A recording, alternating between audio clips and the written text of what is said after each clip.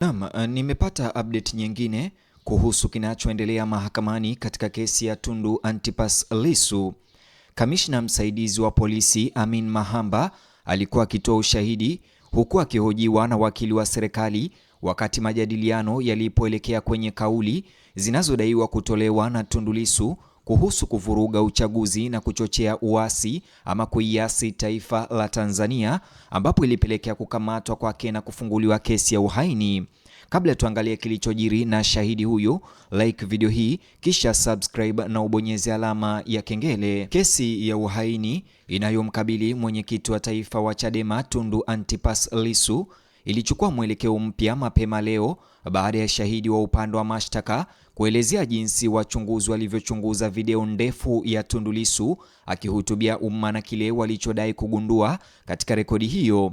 Shahidi huyo si mwingine ni kamishna msaidizi wa polisi Amin Mahamba, ambaye alikuwa akitoa ushahidi huku akihojiwa na wakili wa serikali katika majadiliano ndani ya chumba cha mahakama mapema asubuhi ya leo. Ushahidi huo baadaye ulizua pingamizi kutoka kwa Tundu Lissu mwenyewe, ambaye aliwaambia majaji watatu kuwa upande wa mashtaka ulikuwa ukijaribu kuingiza kauli na masuala ambayo kwa mtazamo wake yalikuwa nje ya tuhuma mahususi zilizomo katika kesi hiyo ya uhaini.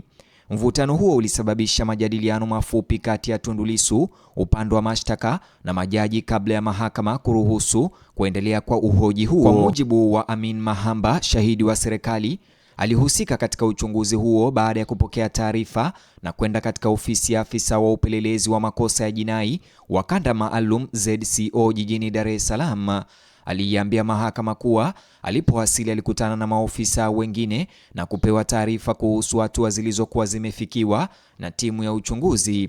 Amin Mahamba alisema kuwa baada ya kupitia jalada la kesi aliona jina la mshtakiwa aliyepo mahakamani Tundu Antipas Lissu. Kisha alisema aliwagawia majukumu mbalimbali wajumbe wa timu ya uchunguzi, ikiwa ni pamoja na kufanya uchunguzi, kukusanya taarifa na kuwahoji watu mbalimbali.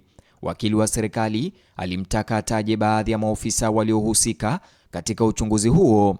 Amin Mahamba alitaja timu iliyohusika na kufanya ukamataji ambayo alisema iliongozwa na mkaguzi msaidizi wa polisi Michael pamoja na mkaguzi Nunu na maofisa wengine ambao waliendelea kuwataja majina yao mahakamani. Ushahidi huo kisha ulihamia kwenye mojawapo ya vipengele muhimu vya ushahidi vilivyojadiliwa katika shughuli za mahakama za leo.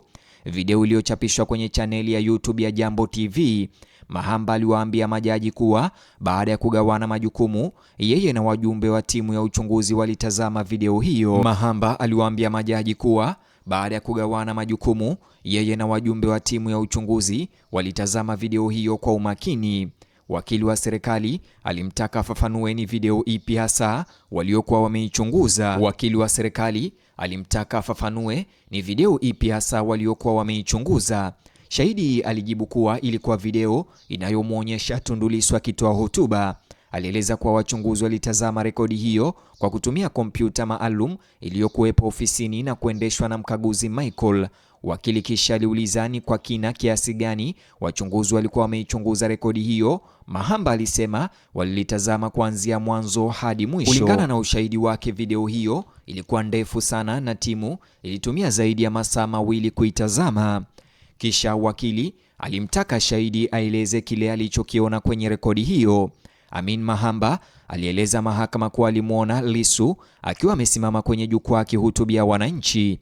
Alieleza kuwa Lissu alikuwa amevaa vazi alilolitambua kama sare rasmi ya Chadema ya rangi ya kaki, na akasema kulikuwa na bendera za chama nyuma yake pamoja na bendera nyingine aliyoieleza kuwa inafanana na bendera ya taifa. Wakili aliendelea kumtaka shahidi ataje rangi za bendera ya taifa ya Tanzania na kisha rangi za bendera ya Chadema.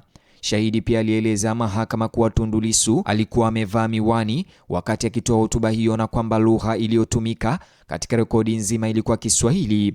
Maswali kisha alihamia kwenye kile ambacho wachunguzi waliamini kuwa walikigundua kwenye video hiyo na ambacho kilikuwa na uhusiano na kesi hiyo. Wakili alimuuliza Mahamba, akiwa afisa anayeratibu uchunguzi, ni hitimisho gani timu hiyo ilifikia baada ya kutazama rekodi hiyo. Mahamba alisema wachunguzi waliamini kuwa walibaini kauli ambazo zilikuwa na sifa za kosa la jinai, kisha alinukuu kauli kadhaa alizosema zilitolewa na Tundu Lissu.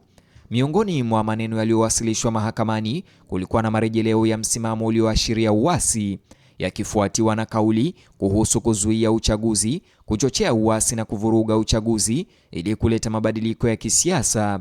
Kauli hizo zikawa sehemu yenye utata mkubwa zaidi katika ushahidi huo. Shahidi huyo aliulizwa aeleze ni nini wachunguzi walielewa kutokana na maneno hayo.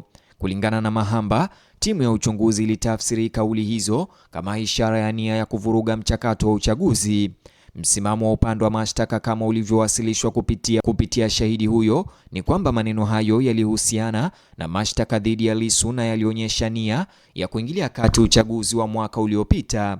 Lakini kabla ya maswali kuendelea zaidi, Lissu aliibua pingamizi mara moja.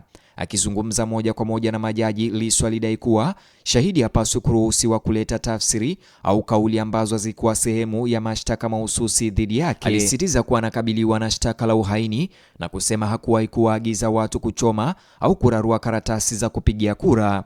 Lissu alidai kuwa upande wa mashtaka ulikuwa ukichukua maneno kutoka kwenye nyenzo pana zaidi na kuyaingiza katika kesi hiyo kwa namna iliyoelezea kama kuyaingiza kupitia mlango wa nyuma, ambayo si sahihi.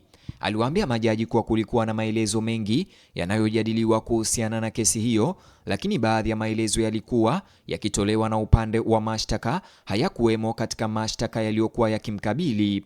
Kwa mujibu wa Tundu Lissu, kuruhusu nyenzo hizo kuingizwa kwenye rekodi ya kesi kungeweza kuhamisha mwelekeo wa kesi kutoka kwenye mashtaka ya uhaini na kuelekea kwenye tuhuma tofauti kabisa. Alionya mahakama kuwa iwapo ushahidi kuhusu vitendo kama vile kuchoma au kuharibu karatasi za kupigia kura ungeruhusiwa kuingizwa kwenye rekodi, upande wa utetezi ungeweza kulazimika kujibu tuhuma ambazo hazikuwemo katika hati ya mashtaka yenyewe.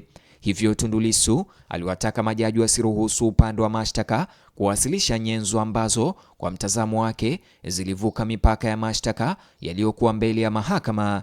Kisha majaji walifanya majadiliano mafupi. Baada ya majadiliano hayo ya majaji, mahakama ilishughulikia suala hilo na kumwagiza wakili wa serikali kumwongoza shahidi kwa uangalifu, hasa kuhusiana na mambo yanayohusiana na matukio ya tarehe 29 Oktoba. Mahakama ilibainisha kuwa masuala kama hayo yalishawahi kushughulikiwa hapo awali na kwamba upande wa mashtaka ulipaswa kuepuka kuingia katika maeneo ambayo tayari yalikuwa yamekataliwa au kutolewa uamuzi. Hata hivyo, wakili wa serikali alisisitiza kuwa upande wa mashtaka ulipaswa kuruhusiwa kuendelea. Wakili huyo alibisha kuwa mashahidi wa awali pia walikuwa wametoa ushahidi kuhusu mambo yanayohusiana na kuzuia au kuvuruga uchaguzi na masuala mengine yanayohusiana na hayo. Alisisitiza kuwa shahidi huyo wa sasa alikuwa akielezea tu matokeo ya uchunguzi na kwamba ushahidi huo ulipaswa kutathminiwa na mahakama. Baada ya majadiliano hayo, hatua ya kuuliza maswali ilihamia sehemu nyingine ya uchunguzi. Wakili wa serikali alimuuliza Mahamba kuhusu watu waliokuwa wamekamatwa hapo awali katika kipindi kilichochunguzwa. Shahidi alisema baadhi ya watu walikuwa wamekamatwa kwa madai ya kuchochea au kuwahimiza watu kushiriki katika maandamano. Pia aliambia mahakama kuwa wachunguzi walikuwa wamefahamishwa kuwa majalada ya kesi yalikuwa tayari yamefunguliwa katika maeneo kadhaa. Hata hivyo, hatimaye Amin Mahamba aliomba ruhusa kutoka mahakamani ili kuondoka kwa muda mfupi. Majaji walikubali ombi lake, wakimruhusu kuondoka kabla ya kesi kuendelea. Nitaachia hapo mtazamaji, lakini nitarudi na update nyingine ambayo nitakujuza kipi kiliendelea baada ya shahidi huyo Amin Mahamba kurudi ndani ya chumba cha mahakama.